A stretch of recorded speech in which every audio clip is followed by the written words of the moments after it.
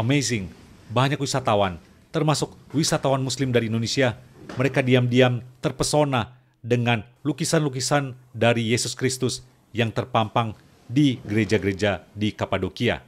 Agama Kristen ada di sini juga, ada salib di sini. Nggak disangka, pemerintah Turki di bawah kepemimpinan Erdogan secara senyap mempromosikan atau mengendorse kekristenan yang secara historis terpatri di langit-langit di gereja-gereja di Kapadokia ini. Mau nggak mau, karena lukisan Kristus ini terpampang di atas, mereka ikut menengadah dan melihat bagaimana karya dan kasih Kristus yang terdisplay di dalam lukisan yang artistik dan epik tersebut. Oke, seperti apa sih sosok Yesus Kristus yang terpampang atau terdisplay dalam lukisan-lukisan yang dilihat oleh kaum muslim di gereja-gereja Kapadokia ini?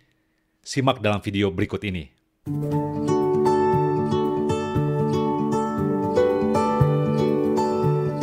Yang pertama adalah lukisan Tuhan Yesus yang tersalib.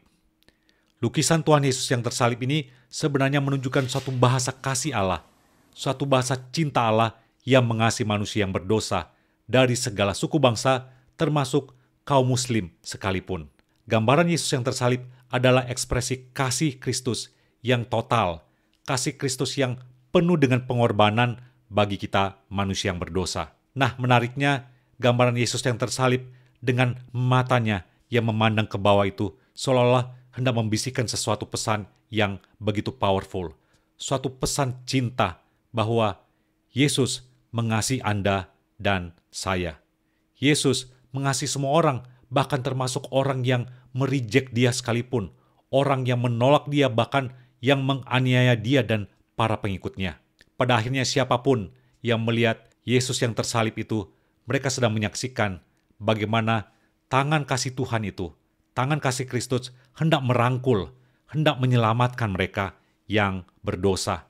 Inilah satu pesan Injil dari gereja di Kapadokia. Yang kedua adalah lukisan yang dikenal sebagai Christ Pantokrator. Artinya adalah apa? Kristus yang powerful. Yesus adalah penguasa universe yang berdaulat. Yesus adalah penguasa segalanya. In the Greek Orthodox churches, always at a dominant place, we have the image of Jesus Christ as the Pantocrator. Dalam perjanjian lama versi Yunani, Pantokrator itu adalah terjemahan dari Tuhan semesta alam atau Tuhan yang maha kuasa.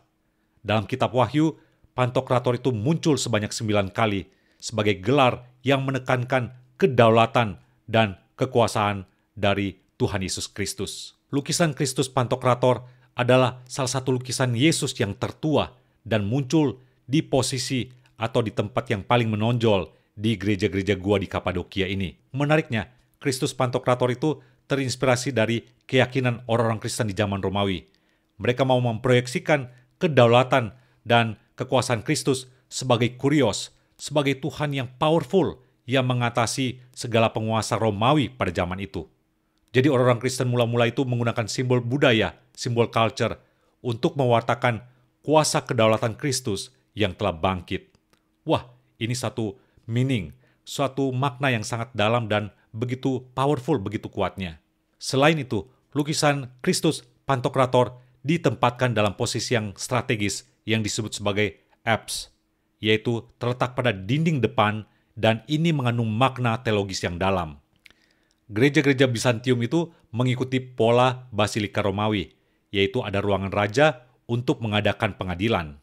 Apse adalah posisi otoritas, di mana pejabat yang berkuasa duduk di atas tahta.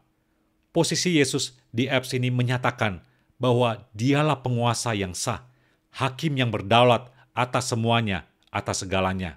Nah, dengan posisi yang seperti ini, dan dengan gelar Pantokrator, ini menunjukkan suatu pesan yang lagi-lagi powerful, bahwa hanya Kristus, Christ alone, dialah yang menjadi raja yang memerintah, hakim yang adil, dan tidak ada yang bisa menandinginya. Dia yang berotoritas, dia yang berdaulat dan berkuasa. Dan sekaligus pesannya buat kita semua, kita bisa merasakan, mendapatkan secure, mendapatkan shalom, berada bersama dengan dia. Karena dia adalah apa? Penguasa segalanya. Tidak ada yang dapat memisahkan kita dari kasih Kristus yang begitu powerful. Amin. Nah, kalau kita mau ngezoom atau melihat lebih dekat, ada ekspresi dari Tuhan Yesus yang terlihat unik dan menarik, yaitu dengan tangannya itu yang seperti ini, lalu kemudian di sebelah kirinya itu dia memegang sebuah kitab. Ini juga memiliki satu meaning, satu pesan yang dalam, yang syarat makna. Mau tahu kan pesan di balik ekspresi Tuhan Yesus tersebut? Oke, pantengin terus channel ini. Jangan lupa untuk like, subscribe, dan share channel ini. Thank you for watching. Salam Inspironi.